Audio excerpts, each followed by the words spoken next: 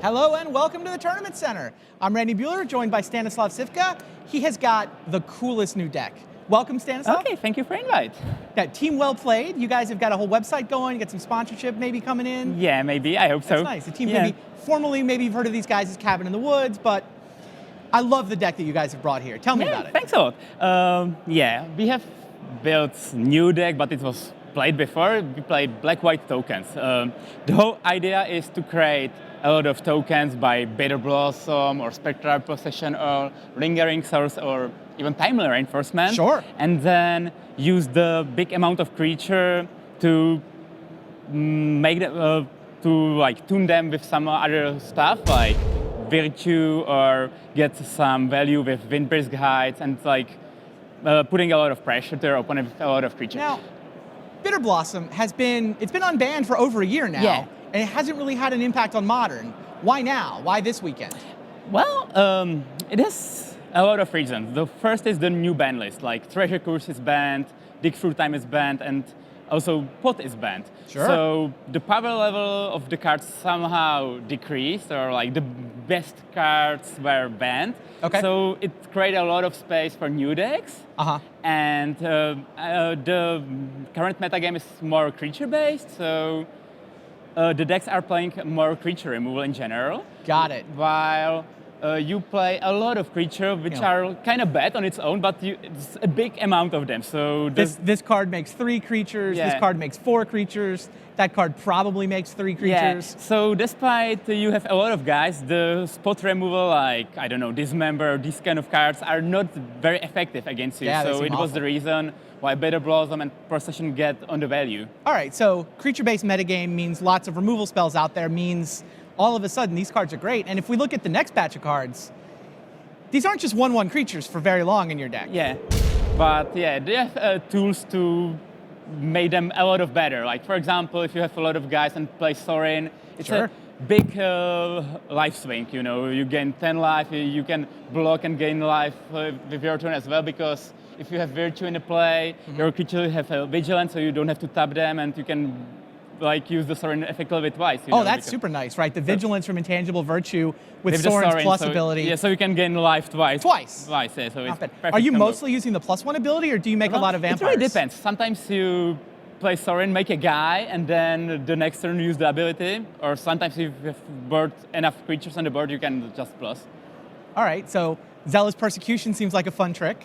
Yeah, it's very good against opponents' Lingering Souls, because it kills them all, it kills Dark Confidant, and it's quite good against Splinter Twin, because if they have Pestermine with Splinter Twin, you can kill it, and if they have Exarch, you can still delay them for 1 turn, because... Oh, all the guys go down to 0 power. Go down to 0, and then you can kill him, actually. It's nice. Quite important as well.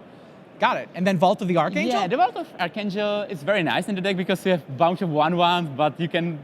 Let's imagine your opponents have 2 Tarmogoyf and you have 3 soldiers. If he attacks, you just trade. So nice. It's great in the deck. Yeah. And you need a lot of life gain, because you're losing your lives with Bitter Blossom and Thoughtseize as well. So you need some life gain tool. One is Sorin, but another very nice tool is the Vault of the Archangel. All right, if we look at the next cards, you've got a pretty good disruption suite here. You've got the ability to mess with the opponent's plans in addition to making a bunch of tokens. Yeah.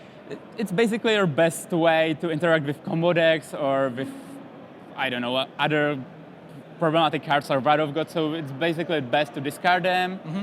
So yeah, you need the disruption, and you also need the creature removal, because yeah, some creatures are really good and you need to deal with them, like Dark Confidant, or like you need removal against Splinter Twin and all these kind of decks. So I think every deck contains some creature removal at the moment. It's the second time I've heard you mention Splinter Twin, Dark Confidant. Are those really the 2 big decks you were expecting in this field, Abzan and Twin? Abzan and Twin are the major players in the format. And you like your matchup in both matches? I really like the matchup against Abzan. I think it's about even against Splinter Twin. So Abzan is the one you wanted to beat. It's 28% of the field. It's some crazy high percentage. When you were testing for this PT, you had to make sure that you have reasonable matchup with Abzan, because I don't see any point bringing any decks which lose to Abzan, so that's the main reason why we picked this deck. But so for people out there, if they want to beat Abzan, they should try this? Yeah, it's not like 100% like counter or whatever, but yeah, it's very good against Abzan, so you can give it a try. All right, let's look at the next batch. Anything specific about the mana base you want to explain? Not really. I mean, we are playing 25 lands because you don't have any manipulation with the library, and you have four casting mana cost cards, so you need to play a lot of lands. While So 25. simultaneously, you don't want to get flooded, so it's why the Vault is so good. Makes a lot of sense. And 8 fetches for the Godless The Shrines. fetches, Godless Shrine, there's Fetid Heat, which is very good. Like you can fetch for Swamp and then cast Spectral Procession on turn nice. 3. So it fits very good in the deck. There's 1 Isolated Chapel.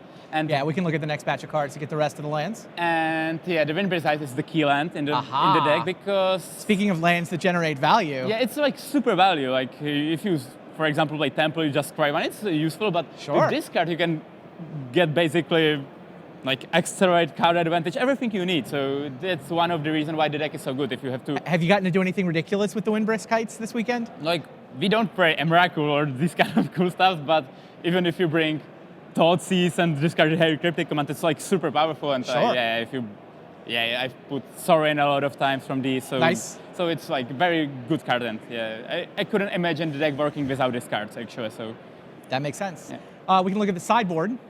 so we have to put some useful cards in various matchups because, for example, if you play against combo deck, you need to side out a lot of cards because you have a lot of spot removal, while in some matchups you have cards which are suboptimal, like Blair Blossom against aggressive decks. So we had to put some versatile cards. So that's why Duress is there in 3 copies, because you can bring it among a lot of decks from combo decks to burn, for example. So That's why it is. Stony Silence is against Affinity and Throne, surprisingly, because they have Oh, a really? lot of cycle artifacts like Chromatic Star, Chromatic Sphere, Expedition Map, Sure. or even Oblivion Stone, which completely destroys you. So it's very Sure. good to shut this card down. Then we have Rest in Peace. We somehow wasn't sure if someone cannot break with Golgari Grave Throw. Oh, wow. That's the hedge in case somebody broke Grave So we Throw. were like scared a little bit, but it's very useful against, for example, Tassigur, because then it costs 6 mana. It's like too expensive. It's very good against Tarmogoyf and Voice of Resurgence, all these decks, and against Living, and for example, or And you even don't care against about, Storm. you take out the Lingering Souls when you're bringing that in? Or? Most of the time not, because the Linger Souls is so good card on its own. Like even if it doesn't flashback, it's still Still good enough? Midnight Hunting or what it was, so it's Fair still enough. good enough. So yeah. Timely Reinforcement seems great against the burn decks that are running Yeah, around. it's very good against burn deck, but it's very good against all creature-based deck like Zoo, or even against the new green-white value deck with Leech. So because it's even better here than in Junk, because you have ways to use the tokens more effectively than the other decks do. Oh, sure. Who's the hero for? Here is very good card in the sideboard, because if you play against the deck, you think that spot removal is not that great, right? Because they have only bound they to take out 1/1. all their spot removal? So, and even if they know about the hero, would you keep it or would you side them out? Because the card is so effective. If it's unanswered, it kills your opponent in 2 turns, basically. So Makes sense. even if you play against combo decks and you need some clock, it's very good to attack with. So yeah, that's it. Very Then we nice. have Persecution. It's very good, as I mentioned, against Lingering Souls, against creature-based matchups. And then I have Nevermore. I'm probably the only one who has it. Okay. I want to use another Dismember and Oaths, but I wanted to improve my matchups against combo decks. Okay. Because your clock is not that fast enough, and you need a lot of cards to remove. Makes sense. So if you bring Nevermore against, for example, Scapeshift, you can win your game on the spot. Okay, so you've got discard and sideboard cards against combo. Yeah. You've got removal against the creature decks. You've got the giant army of flying tokens. So, yeah. Seems like a fun deck. Seems like a good deck. It's very good deck to play. Like, it's very funny, and that's what Magic is about, to have Awesome. a funny deck. So Very nice. Well, Okay. thanks for talking to us. thanks for the invite. For Stan, this is Randy Buehler signing off from the Tournament Center.